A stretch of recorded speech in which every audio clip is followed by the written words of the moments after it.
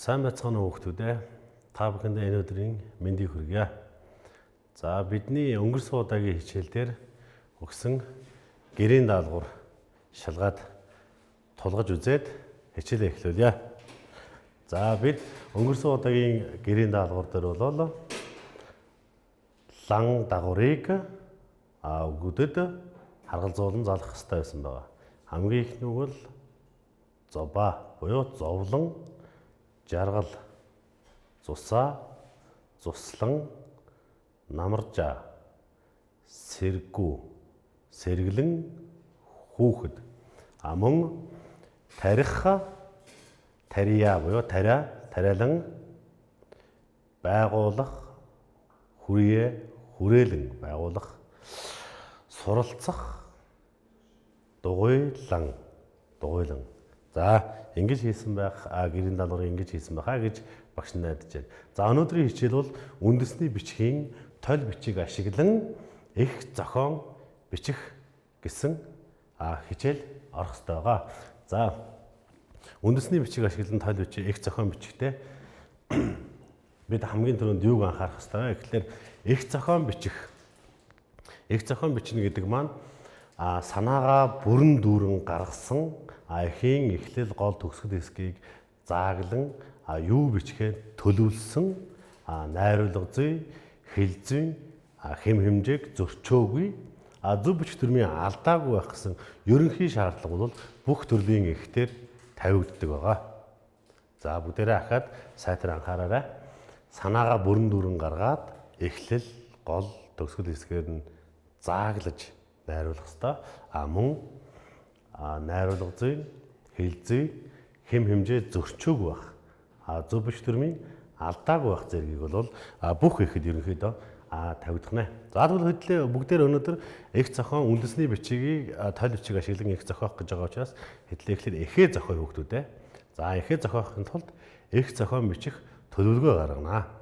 За их зохион бичих төлөвлөгөө гаргахдаа мэдээж их маань өөрөө эхлэл, гол, төгсгөл гэсэн 3 хэсэгтэй байдаг. Эхлэл хэсэгт нь хөтөц санаа буюу өөрийн үзэл бодлыг товч тодорхой, өвөрмөц, хүний анхаарлыг татахуйц байдлаар бичнэ. Мэдээж хүний анхаарлыг татахуйц сонирхолтой эхлээгүй эхийг хинч анхаарч уншихаж үргэлжлүүлэхгүй нь бол тодорхой тийм ээ.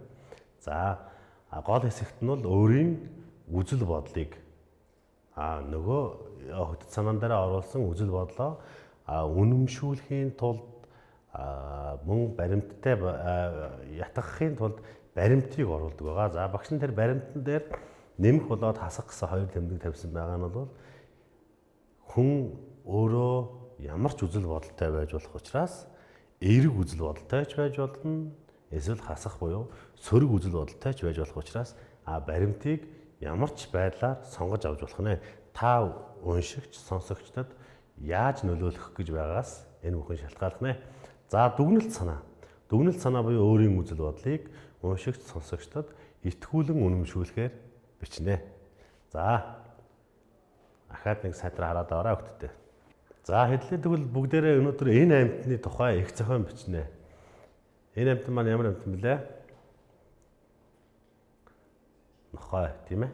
За хүний амьдралд нохойтой холбоотой их олон янз бүрийн дурсамжууд байдаг.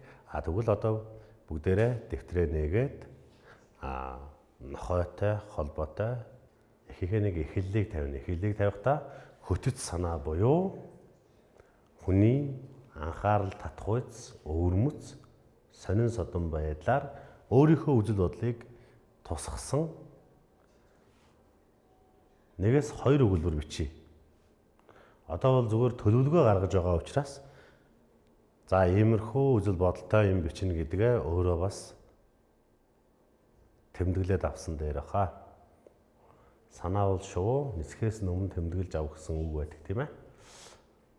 За эхлэл хэсэг дээр юу бичгээ тэмдэглэсэн бол гол хэсэг буюу бид эерэг талын баримтыг ч оруулж болно, сөрөг талын баримтыг ч оруулж болно. За үүнийг аль болох олон баримтаар нотолж өөрийнхөө үзэл бодлыг дэмжүүл уншигчдад илүү сонирхолтой болдог. За баримт гэхлээр багш нь чиглүүлэг өгье.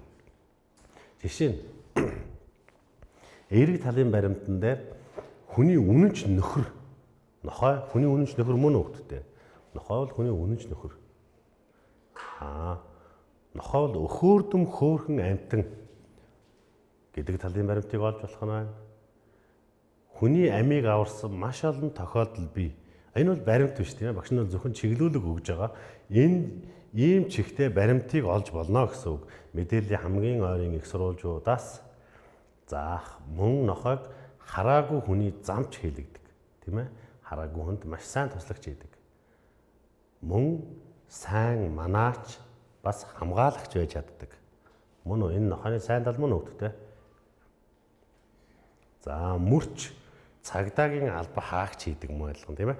Цагдаагийн албан зүтгээд цолтой болчихсон, цагдаагийн цолтой болчихсон нохой хүртэл байдаг тийм ээ. Мөн анчин маш сормгоо ан хийдэг. Энэ бол жишээ нь багш нь зүгээр жишээ болгож өгж байгаа. Үүнээс өшөө олон сайн сайхан тал бол нохойд бол байж болно тийм ээ. Тэгвэл сөрөг талын баримтан дээр юу гэж болох вэ?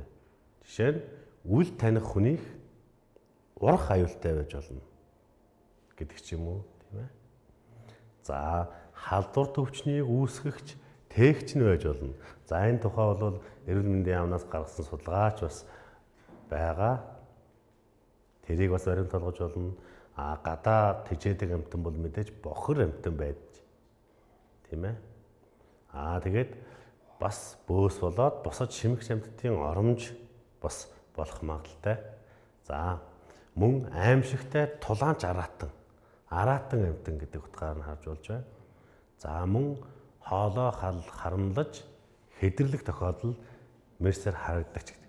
Ингээх мэтэр нохойны талаар бас их сөрөг баримтуудыг бас яриад явж болно тийм ээ. Гэхдээ нохойг заавал харлуулж нуудлаар нь бичих албагүй бас дандаа магтах албагүй хүн болгоны туулж өнгөрөөсөн амьдрал хүн болгоны дурсамж өөр байдагтай бас салшгүй нэг холбоотой юм аа. Тэгэхээр та өөрийнхөө үзэл бодлыг буюу хамгийн анх хөтөц санаа төлхөр өгүүлбэрээр юу гэж тавьсан түүндээ тохируулж ийм баримтуудыг олох нэ хүмүүстээ. Үүн дээр бас нэг анхаарах зүйл маань хөтөц санаа буюу хамгийн анх өөрийн үзэл бодлыг тавьсан өгүүлбэрээ одоо дүгнэж бичих хэрэгтэй болдог. Энэ баримтуудаар нэмэн дэлгэрүүлснийхээ дараа өөрийнхөө санааг баталсны дараа бүх баримтаа нэгтгэн дүгнсэн буюу дүгнэлт санаа буюу өөрийн үзэл бодлыг уншигч сонсогчд итгүүлэн үнэмшүүлэх зорилготой дүгнэлтийг хийж гэдэг. Ингэлгүйгээр хүүхдүүд маань нохойныхоо жишээ сонгож авсан өнөөдрийн хичээлдээ жишээ сонгож авчаад байгаа. Нохойны тухай их зохион бичиж байгаа бол тийм ээ. Энэ сэдвээс гажууддаг зарим нэг баримтыг хараад энэ ийм учиртай байсан байна гэж баримтаас нөгөө үзэл бодол маань өөрөө жоохон эхлэл буюу хөтөц санаанаасаа төгсгөл нь өөр болчихох тохиолдол анзаардаг учраас үүнийг багш нь эхлэл төгсгөл хоёр бол нэг ижил санаатай байх ёстой шүү гэдгийг уялдуул харуулж өгсөн байна. Ингээд их бичид дуусны ард дээр юу хийх вэ гэвэл үндэсний бичгийн буюу үндэсний бичгийн тойл бичиг ашиглаж эхлэж тойл бичиг ашиглан ихэ зохиосон ихэ хөрвүүлэх байгаа. Тойл бичиг ашиглахдаа юу анхаарах хэрэгтэй бэ гэдгийг багш нь мэдээлээ. Ихэ бичиж дуусгаад тойл бичиг ашиглалгүйгээр үндэсний бичигт эхлээд хөрвүүлнэ. Тойл бичгээр огт харалгүйгээр үндэсний бичигт хөрвүүлнэ. Сая харин ихэ бичиж тойл бичиг хардгуугаар ихэ бичиж дуусны дараа эргэлзээтэй байгаа үгсийг толиноосоо харна. Энэ нь ямар учиртай вэ гэвэл нэг үг бүрчлэн толдоод байх тусам хүний оюун санаанд буухны тийм төдийлөн бууж өгдөггүй бол харин бичснийхээ дараагаар энэ үгнээсээ энэ үгээ толиноосоо хайхаар би буруу бичсэн байна уу зөв бичсэн байна уу гэдэг нь толтойгоо долгоод үзлээр ялгаа нь харагдана тийм ээ. Тийм учраас энэ бол хүний оюун ухаанд илүү сайн сууж өгдөг байгаа шүү. Дараагийн алхам бол тойл бичиг нь үсгийн цагаан толгойн үсгийн яг дараалалаар эрэмблэгдсэн байдаг. Өөрөөр хэлбэл А, Б, В, Г гэх мэтээр тойл бичиг маань өөрөө эрэмблэгдсэн байдаг. Түүнийг нь бид өөрсдөө үгээ хайхтаа үсгийнхээ эрэмбээр хайж олдог байгаа. Дараагийнх нь бас нэг анхаарах зүйл бол толь бичигт зөвхөн үгийн язгуур мөн үүсмэл үндэс зэргийг л тэмдэглэсэн байдаг. Харин хувиллыг төдийлөн нарийн тэмдэглээгүй байдаг. Тийм учраас бид өмнөх ангид үзсэн залгуур бүтээгрүүдийг сэргэн санах шаардлагатай болж байгаа. За мөн эдгээр залгуур бүтээгрийг сэргэн санахын ялданд тухайн залгуур бүтээгрээ үгэндээ яаж залгах вэ гэдгээ дүрмийг нь мөн буцааж сэргээн автаараа хөвгтдээ. За ингээд бичсэн ихэ толь бичгээ ашиглах аргаа мэдсэн тийм ээ. Ахаад эхнээс нь мэдээж бид нэг их бичсэн ихэ бичсэн ихэ бид үндэсний бичгэрүүгээ толь бичиг ашиглалгүйгээр эхлээд бичнэ. Түүний дараа эргэлзэж байгаа үгээ тольчлон бичнэ. Мөн толин дээр байгаа үгсийн зөвхөн үндэс байгаа гэдгийг анхаарах нь байна. Тэгээд үндэсээ бид тохирох нөхцөл дагавар буюу залгуур бүтээгрээрээ хувилгаж бичихнэ. За толь бичиг ашиглах толь бичиг ямар толь бичиг байж болох вэ гэхлээр Монгол бичгийн хадмал толь гэсэн нэг юм цэнхэр толь бичиг байдаг. Мөн Монгол үсгийн товч толь гэж, шагж өгшийн толь гэж бас тийм толь бичиг байж болж байна. Мөн монгол хэлний хадмал толь гэсэн мөн ийм толь байна. Монгол бичгийн товч толь, монгол бичгийн зөв бичигдсэн толь гэх мэтийн толь бичгүүдийг бол ашиглаж бичиж болно.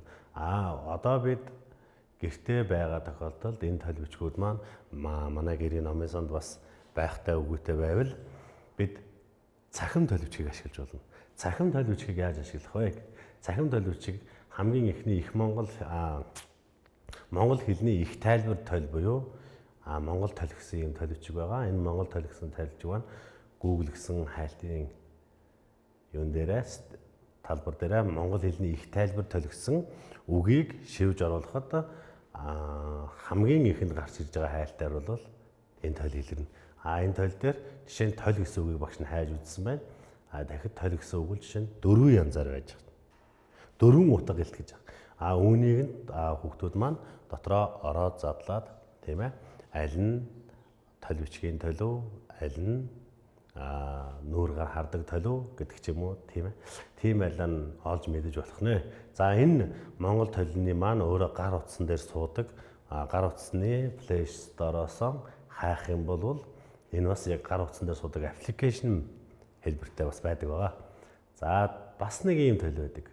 Мөн Google-дээр болор толь гэдээ хайхад хамгийн ихний хайлтан дээр жишээ нь гарч ирж байгаа. Мөн адилхан эндээсээ толь гэдэг үгийг хайхад энэ дээр 4 янзаар харагдана. Арт талд нь буюу англи хэл харагдана. Энд өөрөөр хэлэх юм бол монгол кириллээр хайсан үг маань давхар монгол бичгээр англиар харагддаг. Мөн дуудлага нь хэлэгддэг хоёр хэлэн дээр тийм ээ. За энэ ийм толийг бас ашиглаж болно. Мөн цаашаа бидний бичсэн зүйл дээр маань монгол бичсэн ихтер маань шүү дээ. Монгол хүний нэр орсон тохиолдол гарах юм бол мөн адилхан Google гэсэн зэсээс монгол бичгийн нэрийн толь гээд хамгийн ихэнд гарч ирэх нь www.цахимmoнгол.com гэсэн. Ийм хаягн дээр бол энэ монгол хүний нэрийн толь гарч ирдэг. Үүн дээр нэр тэр таны нэр гэсэн хайлтын хэсгээр нэрээ бичээд энтер дарахад дараагийн алхам буюу таны бичсэн нэр гарч ирэх хэрэгтэй байгаа. Нэрээ хамгийн гол нь зөв бичиж оруулах хэрэгтэй болдгоо. Тийм ээ. За ийм толь бичгүүдийг ашиглана. Ерөнхийдөө толь бичгийг хоёр хуваадаг. Толь бичгийг нь бол толь бичгийг хоёр хуваахдаа нэгдүгээрт нь нэвтрхий толь, хоёрдугаарт нь хилзүүн толь гэж хоёр байна. Нэвтрхий толь гэвэл жишээ нь Монгол улсын нэвтрхий толь гэвэл түүнд Монгол улсын соёл урлаг, өв уламжлал, аж ахуй, нийслэл, хот, бас босод хотууд, хүн ам, газар нутаг гэх мэтийн Монгол улсын бүх төрлийн мэдээллийг агуулсан зурагтай, хүснэгтэй, графиктай тийм толь бай. Тайлбар толь байдаг. Харин хилзүүн толь гэдэг нь бол одоогийн бидний хэрэгэл сурах гэж байгаа хэрэглэж заншсан бас тийм ээ. Альва хэлний орчуулгын жишээ нь бас тэгээд монгол хэлнээс монгол бичгийн дотор хөрвүүлгийн ойролцоо үгийн, эсрэг үгийн гэх мэтэр үгийн хэмжээнд, өгүүлбэрийн хэмжээнд, ярианы өгүүлбэрийн хэмжээнд энэ толиудыг бол бүгдийг нь бол хэл зүйн тойл гэж нэрлэж байгаа юм шүү хүүхдүүдээ. За бүгдээрээ дараагийн хичээлээр энэ хичээлийн 2 дугаар хэсэг буюу хөрвүүлсэн монгол кирилл бичгээр бичсэн ихэ үндэсний бичгийн толь бичиг ашиглан үндэсний бичигт хөрвүүлэх учраас гэрийн даалгаварт дээрх сэдвэр дээрх сэдв гэдэг маань бидний сая ярьж өнгөрсөн нохойны талаарх сэдвийг хэлж байна юм ээ. Их зохион найруулж бичээд үндэсний бичигт хөрвүүлээрэй. Үндэсний бичигт хөрвүүлээрэй. Дээрх сэдвэр их зохион найруулахдаа мэдээж хичээлээр нь санаад юу юуг анхаарах ёстой вэ гэдгээ маш их сайн хэрэг санаад толь бичгээ бичсэний дараа толь бичгээ ашиглан өөрийгөө шалгаж хичээлээ явуулах нэ. За өнөөдрийн хичээлийн түрээд өндөрлөж байна. Баяртай өгт.